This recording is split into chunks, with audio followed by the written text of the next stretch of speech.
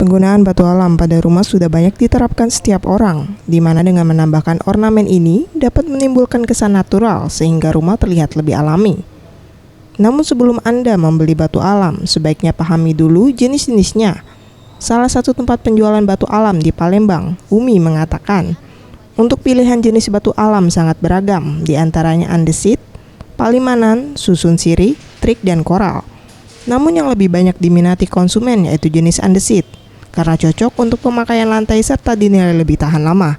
Banyak dari sini ada yang andesit, palimanan, susun sirih, ada yang ketrek, ada yang koral. Andesit tahan lama, kokoh daripada yang batu-batu lain, dia yang paling tahan lama.